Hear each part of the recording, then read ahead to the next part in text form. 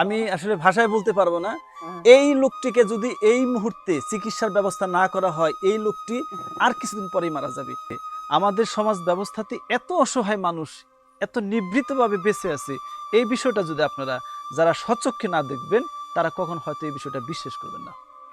যে ব্যক্তিকে আমি দেখাচ্ছি, এই লোকটি দেখতে পাচ্ছেন পুরো শরীরে পানি ধরে গেছে, তার ডাক্তারের কাছে যাওয়ার কোনো খরচা নেই, তার ওষুধ খাওয়ার মতো কোনো ব্যবস্থা নেই। তার একটি ছেলে কিছুদিন আগে মারা গেছে, আরেকটি ছেলে মাথার টিউমার হয়েছে, সে পড়ে আছে বিছানায়। তো এই যে অসহায় লোকটি পড়ে আছে, এখন তার পুরো শরীরে পানি ধরে গেছে, অথচ একটি মানুষ নেই সমাজ ব্যবস্থাতে, বা একটি মানুষ তাদেরকে কোনো সহযোগিতা করতেছে না। অথচ আপনারা দেখতে পাচ্ছেন, একটু ঘরটা দেখাও তো, কি ঘরে কি অবস্থা পড়ে আছে। আপনারা দেখতে পাচ্ছেন যে দেখেন এই ঘরটি একটি মানুষ কিভাবে বেঁচে আছে দিনের পর দিন।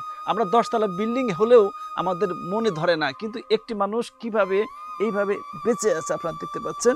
কতদিন হয় আপনার পানি ধরছে শরীরে? পানি ধরছে প্রায় 2-3 মাস। 2 থেকে 3 মাস হয় পানি ধরছে। ডাক্তার দেখাইছেন? না, কেন? পয়সা করি নাই, আমি যদি ডাক্তার দেখাই।